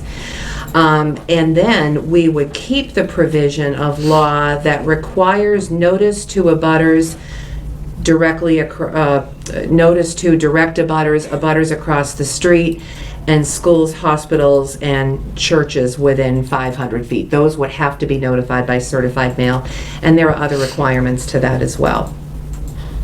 So this is, these are new changes to the board, so if the board would like to review these and come back to your next meeting for approval and give me any comments in between time, that would be great. What's the pleasure of the board? I would like to look at them because I don't think I've seen them. Okay.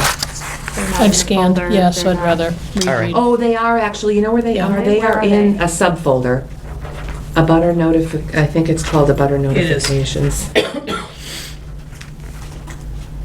12/9? In 12.9, yeah, I think it's in, is it in 12.9? I did see the I'm folder. seeing it as a Yeah, I saw it, that's where I read it. subfolder. Do you see fire EMS chief finalist? Well, the fire EMS chief is over here. I had a direct link to that. Okay. Okay, maybe we're missing the link on that one. I don't know. I also had a little bit of trouble with being able to open up Yeah, those are different. Jeffrey's, folders, but- Resume? yeah. Huh. Okay, I didn't have any. I didn't. Okay, that was in the finalist folder too. Either way, just pop Okay. it in next week's folder. So All I can right. Take a look at it. All right, we'll That'd be put it awesome. in for next week. Okay. And we've got 2020 license renewals. Okay, so I think I'm going to, There's really so many, you might want to just do it after the meeting, because it's a Oh, you mean lot. signing? Yeah. All right. Sandy, do you typically read them, or do you just, they're the renewals of, Everybody's got their information in and, They have, some haven't paid, most have. okay, The building commissioner has some inspection issues that he feels are relatively minor, so he asked, since there's this week and next week you'll have some more too, but of the ones in hand, recommends releasing, or voting them and not allowing them to be released until they're paid, until we have his sign-offs for the restaurants. Otherwise, he doesn't weigh in on the other inspections, it's just the restaurants. okay. But the ones that we're going to talk about tonight, they're all set. I mean, they've, Other than those. other than the minor- payment. Right. Minor, there's Okay. nothing that's major. Okay. Do we need to list them for public record or no? I could do that. How many are there? A lot. A lot. I'll just scroll down as I go. I'll read the license names only, and then Yeah. if you have any questions. Okay, so, should I just scroll down? Oh, you can do those, yeah. Okay. Victualers Service Corp. for Berlin Country Club. Dagnalds Liquors. CG Fridays Boston LLC for TGI Fridays. RWJ Beverage MA LLC, the wine cellar. Berlin Liquors LLC. 110 Grill HC Berlin LLC. Qdoba Restaurant Corporation. Interstate Theaters Corporation for Regal Solomon Pond Stadium 15. Berlin Hotel Operating LLC for Homewood Suites by Hilton, Verk Enterprises Incorporated for Verk Berlin Gulf. I don't, That's not going in. okay, and that's it? That's That's it for those renewals? Okay, and now for, and these are actually Oh, licensed. there's more than that. There's more that didn't get dragged into the bid. Okay. Common Vics Okay. Okay. and basic auto ones. So the ones I just read were alcohol Those mail. only, so there will be additional common vic and entertainment and things. Okay. We'll sign later. Do I hear a motion to approve? Motion to approve with I'll the put them on caveat minutes. that the ones with the minor issues get held until they're corrected. Right. I will list them all specifically in the minutes, that you, what you touched tonight. Okay. Okay. And the second? Yes. All right. Second. All in favor? Aye. Aye. All right. And Margaret, you're going to talk about the FY21 capital and budget processes? Yeah, I want to at least keep this moving. So at the board's next meeting, I am going to request a larger chunk of time because the deadline to file budget request submissions is tomorrow. So I'm going to be spending the rest of this week preparing the work, I'll call it the working budget spreadsheet. It's the budget request spreadsheet that'll go to the board for review and approval. The board and finance committee, all board members and finance committee members should have access to a link that I've provided in to a folder into which all the budget requests are going. So I ask that you continue to review those as they go in. And you have the, I know you've seen the calendar before, but you have it again in your shared folder for tonight, so you can kind of see how the process will be moving forward. The Finance Committee is going to be meeting next week and is actually going to begin reviewing department budget requests. Now, they're going to start with police and fire next Wednesday night.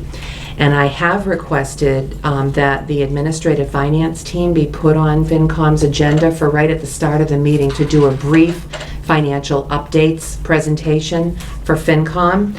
And that presentation, which we'll also share with the board, will be on, it will have a revenue sources and use analysis, a budget growth analysis for both the overall budget and by budget section. We'll do an allocated tax levy analysis, and we'll show figures on new growth. In addition to other things too. You know, we'll talk about general budget growth issues, issues with taxation and things like that, but it's not going to be too extensive. It's going to be a snapshot. Part of my presentation, we're all working on our own little components of it. Part of mine will be to show an FY20 snapshot, an FY20 proposed snapshot, and take a look at the different revenue sources and how much of each revenue source is contributing to the budget. Now, capital, the Capital Planning Committee is going to be meeting on December 19th. They are moving forward with vetting all the capital requests. They are ranking them based on priority, based on the attached justification they've received with all of the capital requests. Total capital requests did exceed the $1 million figure that Finance gave the Capital Planning Committee, but I do think that the requests can actually be pared down to a manageable number, somewhere below $1 million. That said, we have not received the school's capital requests yet. They're going to be doing the capital assessment this year, even for Berlin Memorial. And we do have the sense that they're going to have at least one project and maybe two other smaller projects, one for Tohoto and another one for Berlin. I'm not sure what they are yet. But all total, I'm sure that the Capital Planning Committee will have capital requests totaling less than $1 million for FY21.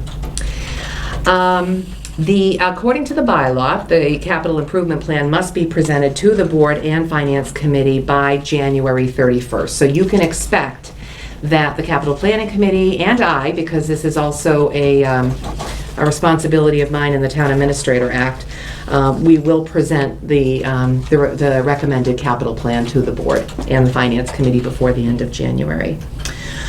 I think those are the things that we have put together. Let me just see if there's anything else that I've missed.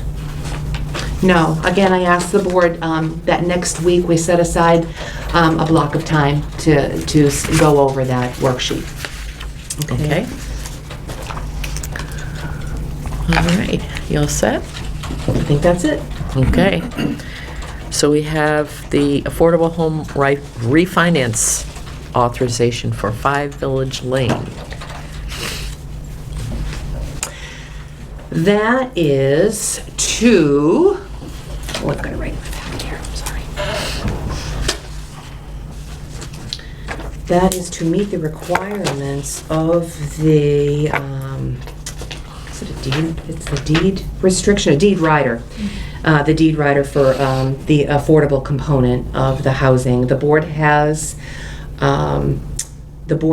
approved the changes in finance terms in the past.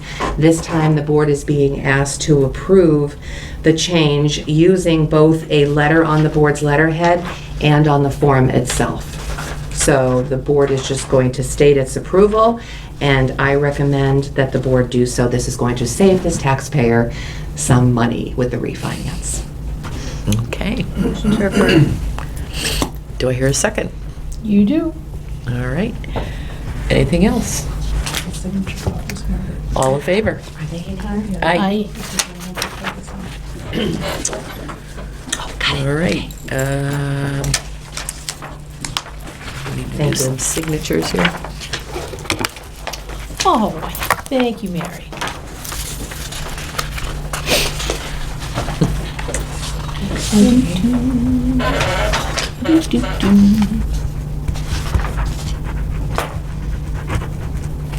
That's right, we're circling back now. Okay, Peg signed. Alrighty. Thank you. Thank you. Moving on to board questions and comments. You always look out of the corner of your eye when it comes to this part of the You meeting. actually, I know you have one.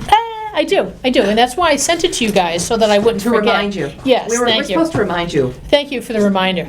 I mean, it's a simple one. A couple parents have asked that they would like to pass out holiday-themed coloring pages, for lack of better words, and that we post them downstairs or maybe up here just as a, hey, look what our kids did from Berlin Memorial. So I said that I would ask and see if there were any objections.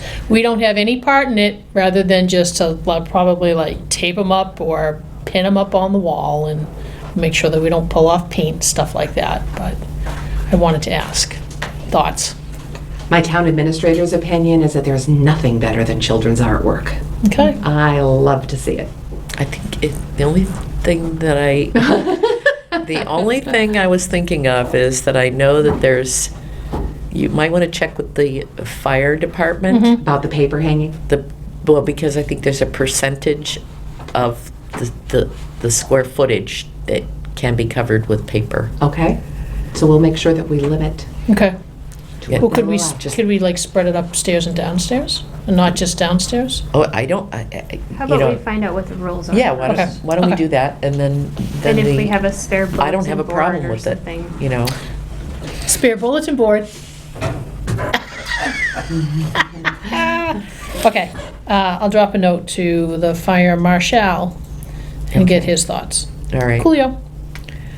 That's all I got. That's all you got? I only got one. Really? Yeah. Hey, and I had fun being the tree.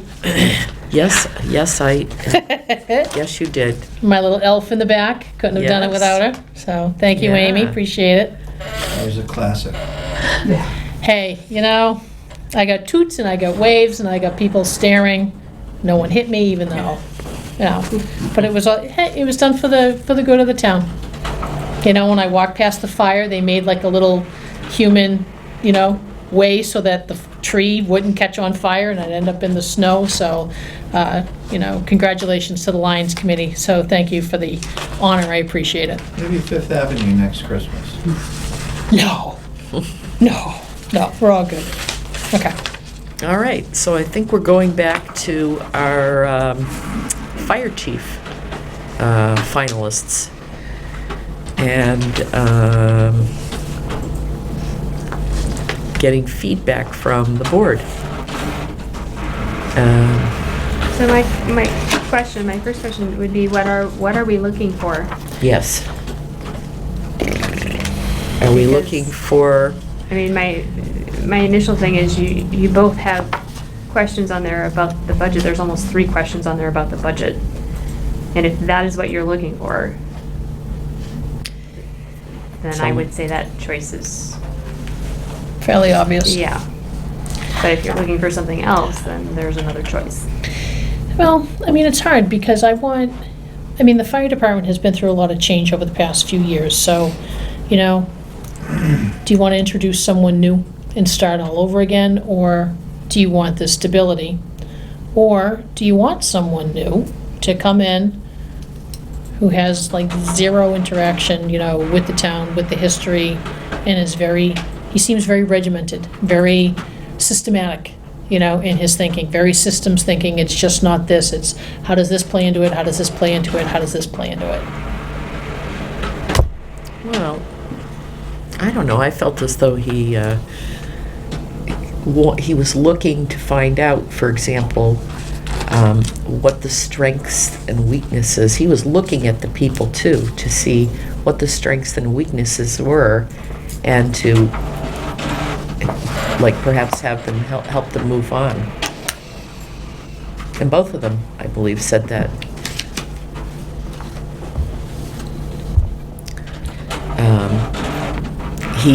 He did seem to have a lot of, he talked about data analysis and forecasting, and maybe would delve more deeply into budgeting for the future, budgeting for the time being too. And I understand the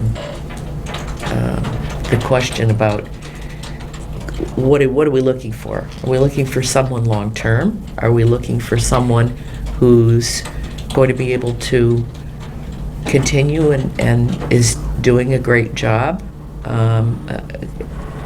It's a tough one. It really is. Candidate 2 pointed out grant applications, which I thought was noteworthy. Yep. I mean, really, kudos to you, Margaret, for whittling it down to 2. I mean, These are 2 strong ones. Yeah. You do. You have someone with a wealth of experience, and you have someone who is going to probably be better administratively. And I think if the department has a shortfall, that's where it is. It's a handle on the budgets and, because, it's a fair question, to stand up and ask the town for $400,000, $700,000 for a piece of equipment with really no justification behind it, and people mutter in the seats, but don't dare ask questions or say no. So you want to be sure that you give them all the information that they need to make that decision on raising and appropriating hundreds of thousands of dollars, which means your pocket and mine. Mm-hmm. But yeah, just to throw it in, though, I'm also going to say that Chief Clark is very savvy politically, more so than you would. Correct. He comes off very folksy, but he's very politically savvy. Well, I think you almost have to be. That comes with 43 years Yeah. of experience. Yeah, so, you can miss that, though, if you're just like... Yeah, if you don't know him very well. He knows how to play the game. Yeah. I have to, and I don't want to change the course of the discussion, but I do want to I just want to note that in the short time that Chief Clark has been here, he has worked very, very hard to heal the department. to improve the public's perception of the department. He has taken swift action with certain things that needed it. So I just want, I guess I'm thanking him. I need to thank him to his Yes. face for what he's done. We do, yeah. Well, see, and that's part of it too. You know, well, to have someone that has been here who has taken the department from a very edgy stance in the town Mhm. to a little bit more respected. I mean, for him to say that there's more people applying than there ever have been in the past, that to me was like a holy crap moment, because it was more so, "Pff, I'm out." Now it's come back, come in, welcome. We haven't had that in a very, very long time.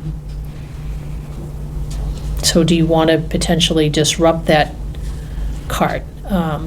And again, I know that with Chief Clark, we have a much shorter tenure than we would with And how any long other would that candidate. be? And that, I guess, is that a valid question? Can we Is it ask like that a- question? How long he could stay? Yes, it's between 1.5 and 2.5 years. A year and a half if the town does not pursue special legislation. Right.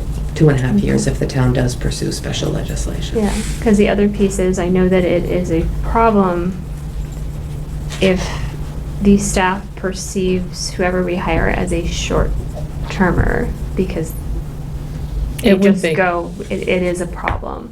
Yep. And has he talked with you, though, about the fact that things have improved? Oh, yes, yes, and I know for a fact that they have. Okay. They are improving. And is it something that can move on from here and stay in a good place, I guess? I think with proper, with strong leadership and the sense of buy-in that he has kind of cultivated, as long as that continues, it should be able to continue into the future. And what is your feeling about that? I think that we're still in a delicate place at the moment, but we just saw a new firefighter come in who's ready and eager and who, by all accounts has a great work ethic. I mean, these are the changes that the department needs to be able to move forward. Right. And just one other question. I know that we've made sort of allowances for the different work hours and that for Chief Clark. How is that working out? That would need to change to 5 days a week. That would need to change to Monday through Friday, regardless. And he's okay with that, because I know he hasn't. I believe that he would be okay with the change in schedule. Hmm. I know this is tough. I'm sorry. It I'm is sorry in a way, but Well, I'm happy that no, you have bring two us, good bring candidates. us one good candidate, and the rest need to be terrible. I mean, geez, Margaret, what are you doing?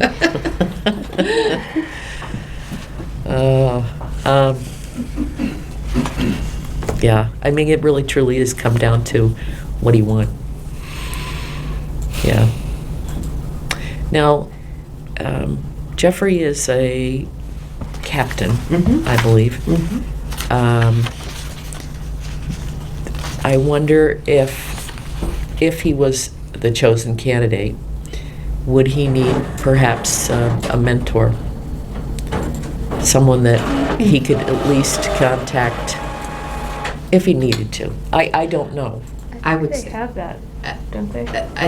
They might have that. I'm not sure, but I think it's always a good idea to line up something like that when you have Right. someone new come in. If you have the right mentor. Right.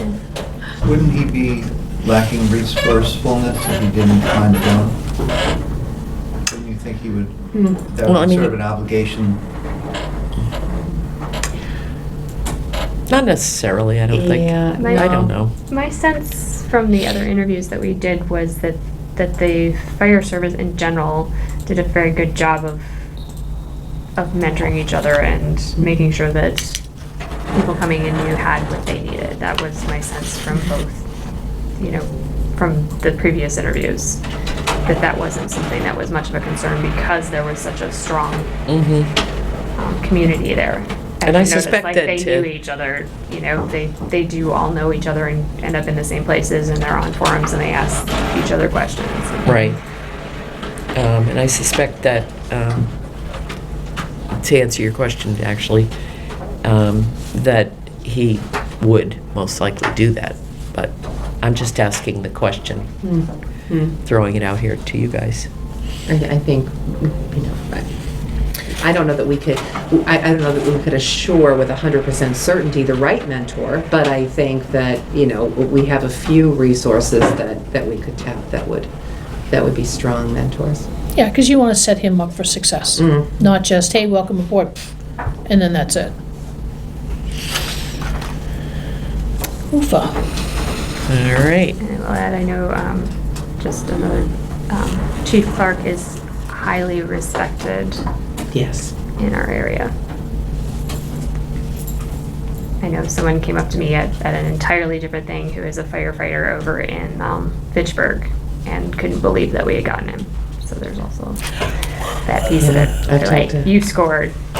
And then I said, well, he's only interim, and they're like, Can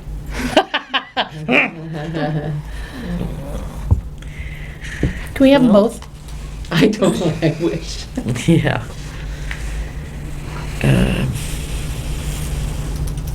Well, I was impressed with both of them as far as their answers to the questions. Chief Clark was a little fuzzier on the questions. Yeah, he was. He wasn't He as didn't actually clear. answer one of yours. It was like, I know. not actually an answer to the question at hand, but. They both Yeah. mentioned mentoring. Captain LeBlanc did win for articulate Mm-hmm. and better communication skills. I think Chief Clark would tell you that.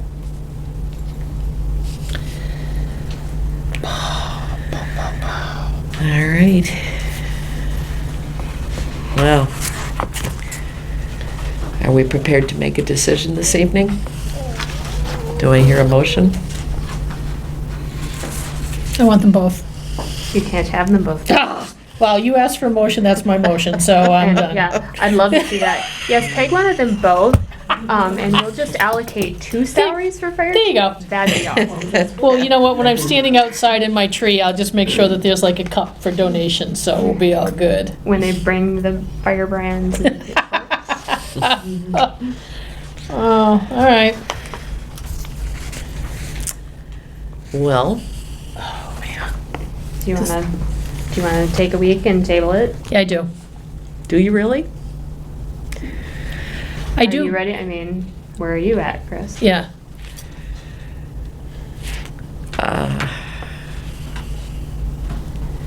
It goes back to what do we want? I mean, do you want to be back to the table here and doing interviews in a year and a half? We've got 2 good candidates.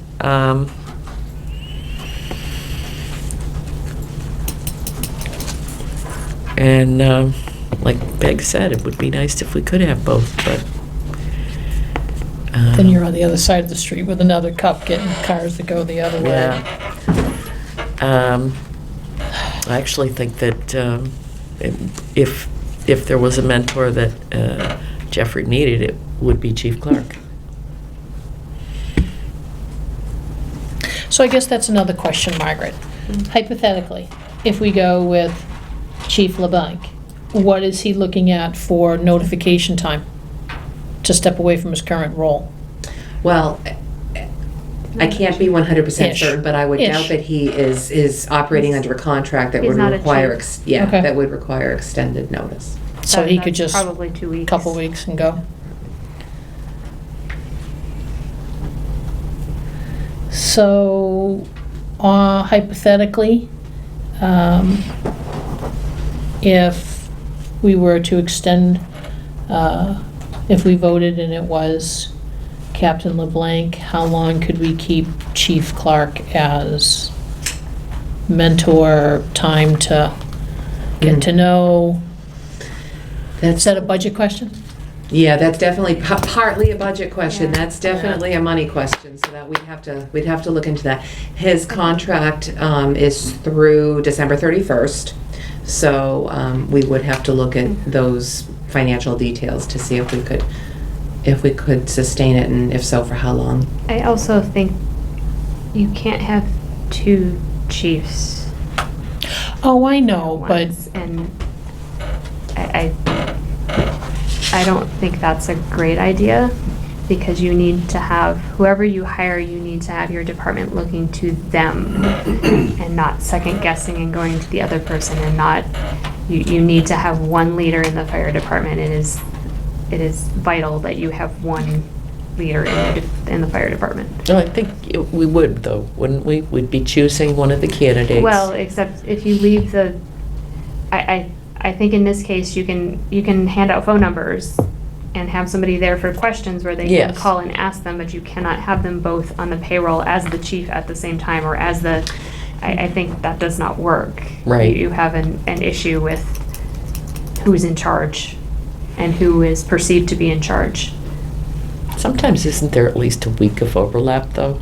You Yes, would need- there is a times, or the town, and again, this is gonna be dependent upon available funds. Funds. But you could do an outside consultant, like a vendor contract for outside consulting, and have the mentorship work through that.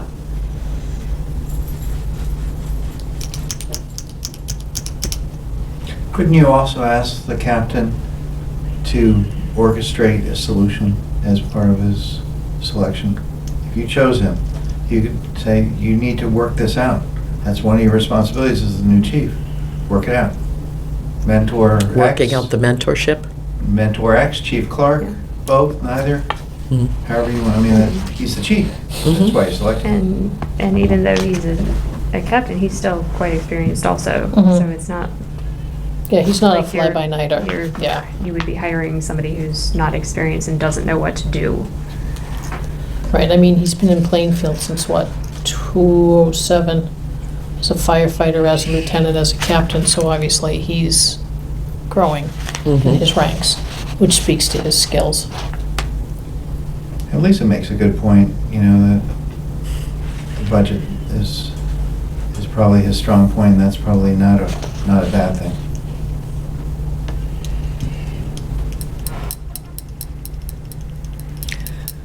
Okay, So, I've changed my mind. I'm going to make a motion pending the things that we talked about as far, that you sent us in an email, the pending negotiations, pending Background Background check, check. reference checks, pre-employment physical, medical. and all of those things. I'm going to make the motion that we work on a contract with Jeffrey LeBlanc. LeBlanc.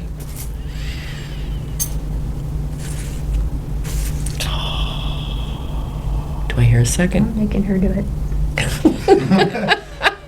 What'd you say? I said I'm making you do it because I do it all the time. I make the motion. You're making... Your turn. To do what? She made the To motion. second. Oh, for me to second it? Yeah. Oh, damn you, Lisa. Go get that cup, Peg. Man, next time I walk in the door and you're behind me and I'm holding the door shut.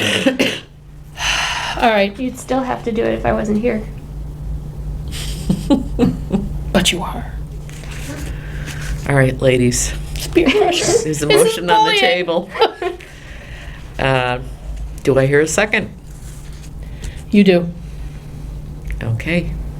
And is there anything else that anyone would like to add? Damn you, Margaret.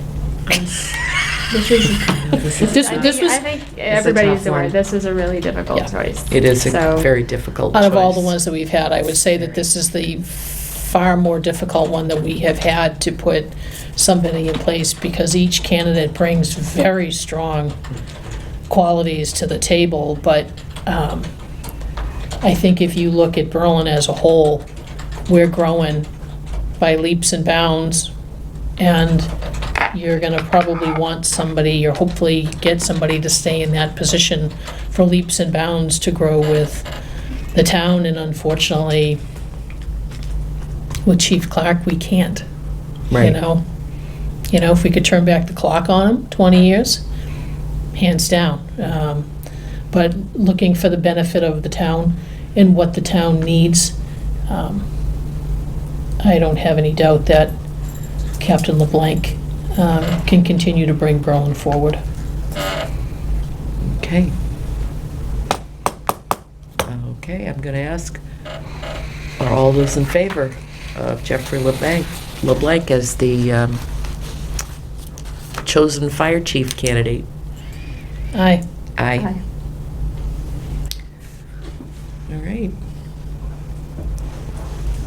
We're going to keep this thing moving in a positive direction. Yes.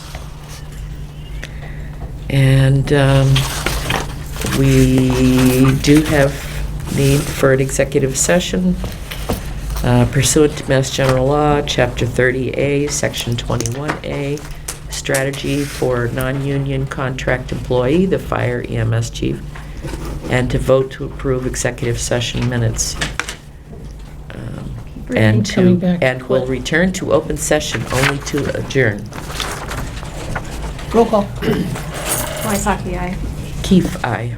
Stone eye. Thanks, Mr.